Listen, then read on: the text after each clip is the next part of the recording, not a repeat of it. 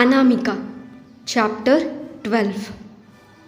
ప్రియాంక తొందరగా యశ్వంత్ దగ్గరికి వచ్చి, లేదు నాన్న, నా పేరు యష్ణ అని యశ్వంత్ వైపు చూసి, యశ్వంత్, అసలు ఏమైంది నీకు?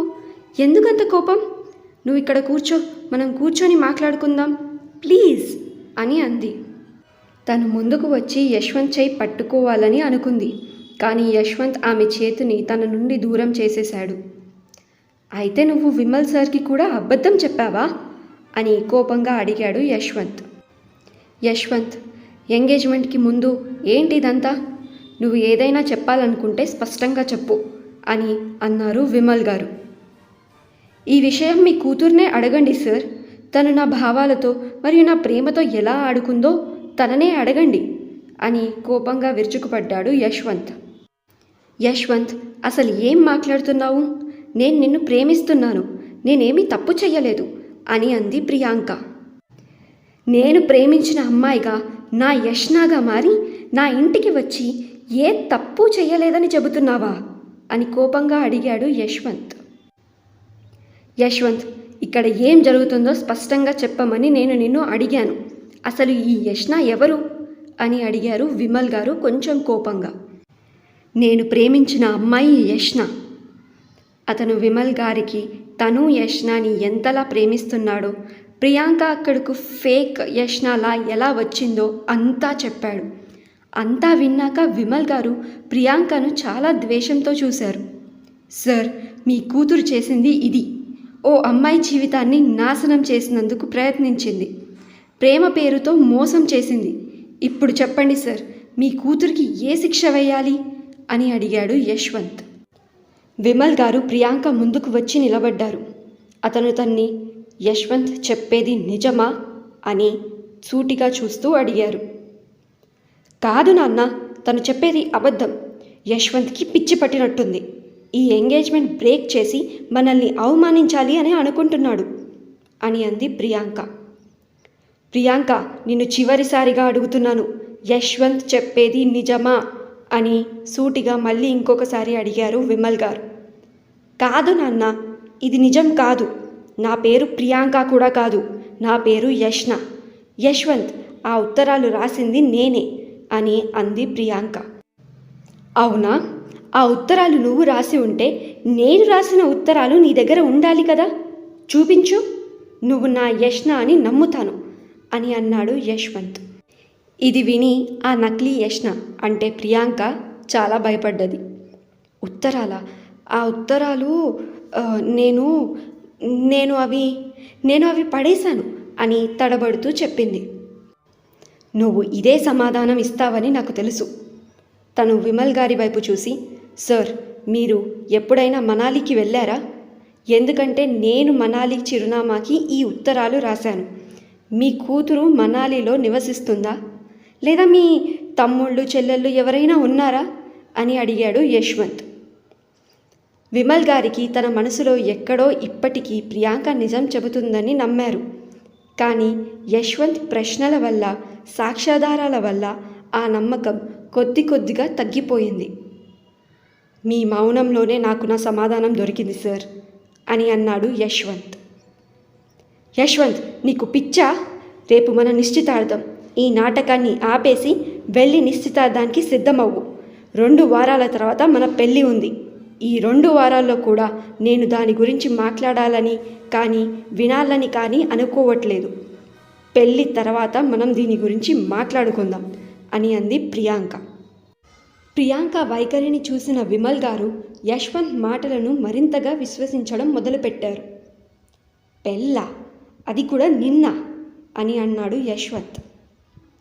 నువ్వే నన్ను ప్రేమిస్తున్నావు, పెళ్ళి చేసుకోవాలనుకుంటున్నావు అని అన్నావు కదా అని అంది ప్రియాంక. నేను ప్రేమించేది యష్ణని, నువ్వు యష్ణవి కాదు అని అన్నాడు యశ్వంత్. నీ దగ్గర ఏ ఆధారం ఉందని నేను యష్ణ కాదు అంటున్నావు అని అడిగింది ప్రియాంక. ఒక్క నిమిషం అని వెంటనే ఆ పనివాడిని పట్టుకొని, ఇతను మీ ఇంటి పనివాడు కదా, నేను ఇతన్ని కొట్టినా నీకు సంబంధం లేదు కదా అని ఆ పనివాడిని కాలర్ని పట్టుకొని ముఖం మీద బలంగా ఒక్కటే ఒక్క గుద్దు గుద్దాడు. యశ్వంత్ కోపంగా తనని చూసి, నిజం చెబితే పోలీస్ స్టేషన్కి వెళ్లకుండా ఉంటావు, లేదా నేను ఏం చేస్తానో చూడు. నీ వయసుకి మర్యాద ఇచ్చి ఇంత మాట్లాడుతున్నాను, లేదా అది కూడా మర్చిపోవాల్సి వస్తుంది. నిజం చెప్పు అని కోపంగా అడిగాడు యశ్వంత్. యశ్వంత్ కోపాన్ని చూసి భయపడ్డ ఆ సర్వెంట్ తొందరగా, సార్, నేను ప్రియాంక మేడం ఎలా చేయమంటే అలా చేశాను అని నిజం ఒప్పుకున్నాడు. అతను యశ్వంత్ మరియు విమల్కి అంతా చెప్పేశాడు.